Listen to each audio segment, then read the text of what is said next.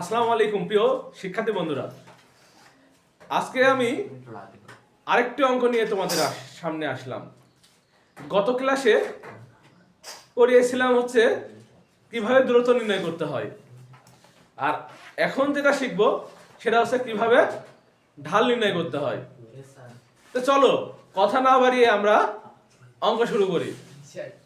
তো আমরা যে অঙ্কগুলো শিখবো অনেক মজা করে শিখবো, কারণ যে অঙ্কগুলো তোমরা মজা করে শিখবা এই অঙ্কগুলো কিন্তু তোমাদের অনেকদিন মনে থাকবে, তাই না? তো চলো এখানে দেখো, এর আগের ক্লাসে যেটা শিখিয়েছিলাম কিভাবে আমাদের দূরত্ব নির্ণয় করতে হয়, আর এখন খ নম্বর যে প্রশ্নটা আছে আমাদের পি কিউ রেখার ঢাল নির্ণয় করতে হবে। তাহলে সমাধান লিখলাম, লেখার পর পি কিউ এর ঢালের সূত্র কিন্তু এর আগেও আমরা শিখেছি, তাই না? এখন আবার শিখবো।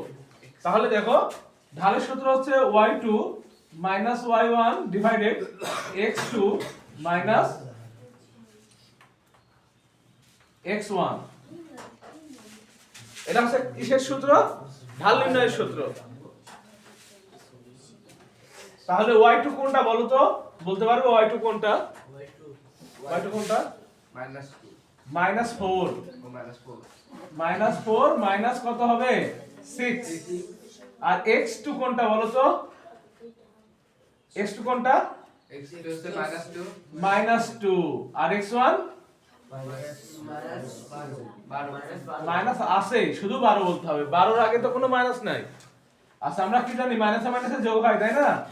তাহলে 4 আর 6 10, আর এখানে কত হবে? 14। তাহলে মাইনাসে মাইনাসে কেটে গেল, তাহলে কত হলো?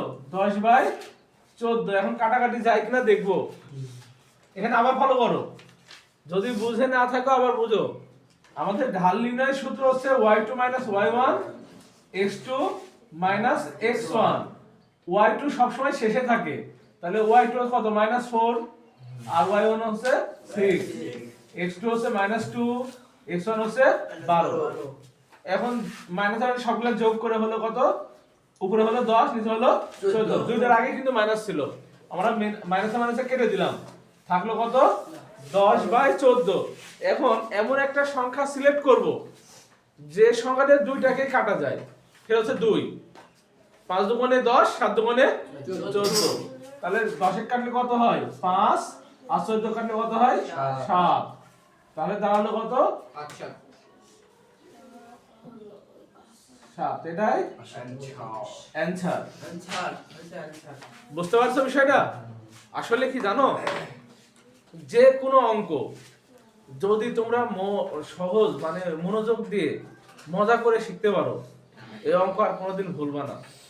কিন্তু এখন বর্তমান যে বিষয়গুলো দাঁড়িয়েছে সেটা হচ্ছে আমরা পড়ার খুব আগ্রহ কম। অনেকের মনে করো যে ফোন টিপার অভ্যাস, অনেকে মনে করো যে রাতে ঘোরাঘুরির অভ্যাস আছে, অনেকের খেলার অভ্যাস আছে, অনেকের পড়তে বসলে ঘুম চাপে, মাথা ঘুরে। এগুলো কিন্তু অনেক সমস্যা। তবে তোমাদের